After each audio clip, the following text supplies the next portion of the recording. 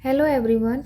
So today our topic is metric representation of any linear transformation. Okay. So what is this concept? Okay. So take a linear transformation T such that U to V. Okay. If we have two basis set. Okay. Two basis set. One for first vector space U and another from B2 is for W, that is B1 elements of B1 such that U1 and U2. Okay, let's suppose that. And for W, let's say elements of B2 is W1 and W2. Okay, so what is the matrix with respect to basis set B1 and B2? Okay, so here steps are, now these steps are in my language. Okay, so first step is taking mapping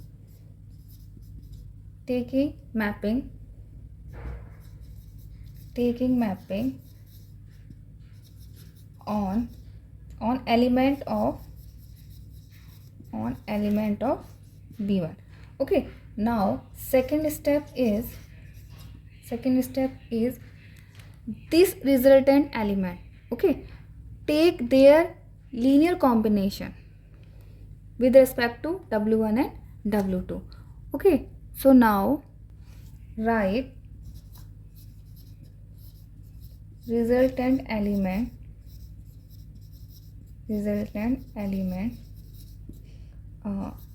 as a linear combination of elements of B2. Okay, now third step is, now in the third step we required a matrix. Okay, so now matrix is just the transpose of coefficient of that linear combination. Okay, so matrix is equal to transpose of above coefficient element or above coefficient scalar. Okay, so if we write in a general way, so how can we write? Like taking mapping on element of B1, it means we take T of U1 is equal to and T of U2 is equal to, suppose that the resultant element is V1. Okay, and next is V2. now resultant element को आपको लिखना है linear combination of these element. Okay, so now suppose V2 is can be written as a A1 into W1 plus A2 into W2 and similarly V1 नहीं है V1. Okay, similarly V2 can be written as a A3 into W1 plus A4 into W2. Now take transpose of that matrix. So M is A1 and A2. Take transpose of that element, that is A1 and A2. Okay, now second column is A2 and A3 and A4. So this is our required matrix. Okay, now we do in one question.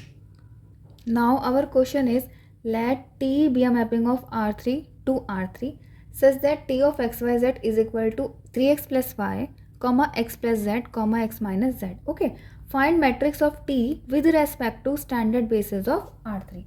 Okay, so now what is standard basis? Standard basis, it means that their corresponding elements such that first entry is 1 and remaining entries are 0, and similarly second element is this, second entry is 0 and other entries will be 0. Okay, third element is, third entry is 0 and other entries are 0. Third entry is 1 and other entries are 0. Okay, so now with respect to standard basis of R3, it means for first R3 we can take this basis set, and Also for second R3, we can take this basis set. Okay, so now step 1 is take mapping on these elements. So what is that? T of 1 0 0. Okay, second mapping is T of 0 1 0, and third mapping is T of 0 0 and 1. What is the resultant? Apply T from this mapping. Okay, so now here x is 1 and other entries are 0, so only x की ही value put करो आप. Okay, so 3 1 1 and second entry is 0 1 0. Here y is only 1, तो put here. So mapping is 1 0 0. Now third mapping is 0 0 1, तो put करो. What will be the answer? 0 1 -1.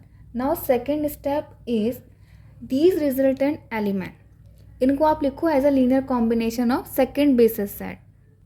Here second basis set remains same.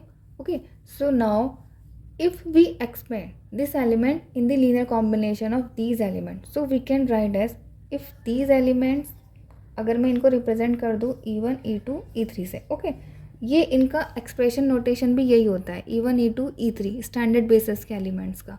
Okay, so we can return is 3 into E1 plus 1 into E2 plus 1 into E3. Okay, second element can be written as 1 into E1 plus 0 into E2 plus 0 into E3. Okay, third element can be written as 0 into E1 plus 1 into E2 and minus 1 into E3. You can check. Okay, यही coefficient matrix आएंगे अगर हम E1 E2 E3 लेके चलें और इसको अलग से सॉल्व करें, then these values remains these entries. Okay, now directly matrix, what is matrix here, in coefficient का जस्ट ट्रांसपोज पुट कर दो.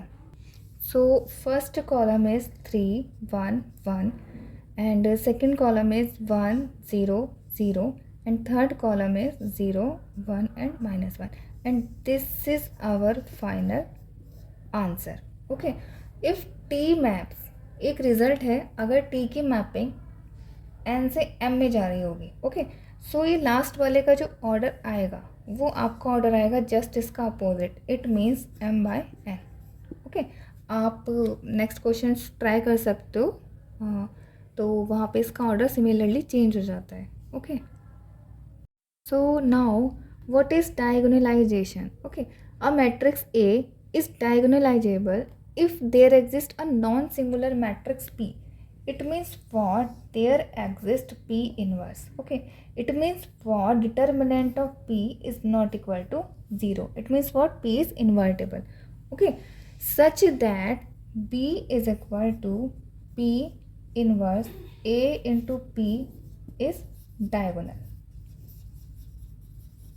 Okay, so now what is our question? Question is check A is diagonalizable or not. Okay, so what is the condition for A is diagonalizable? Okay, so I am taking an example. So now our question is, if A is this matrix, okay, I'm going to show that this matrix A is diagonalizable. Find invertible matrix S such that S inverse AS is diagonal. Okay, so now हमने यही same question previous video में किया है. अगर आपको check करना है कि ये eigen values and eigen vectors कैसे आए हैं, ठीक है, तो आप प्रीवियस वीडियो देख सकते हो to find eigen values and eigen vector वाली. ओके, सो नाउ हम चेक कैसे करते हैं कि our matrix A is diagonalizable और नॉट. ठीक है, तो चेक करने के यहाँ पे दो मेथड है. First method is this and second method is this.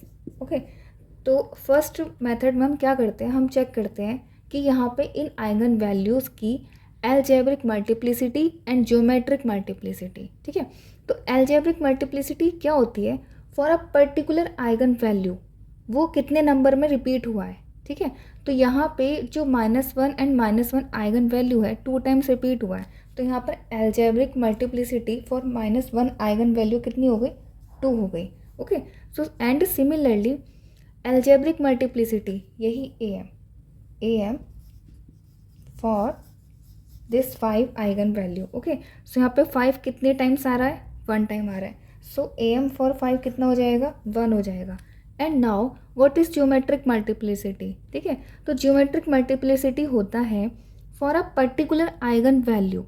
उसके पास कितने आइगन वेक्टर्स हैं, how many eigenvectors for this particular eigenvalue. Okay, so here for 5 is only 1 eigenvector is hair.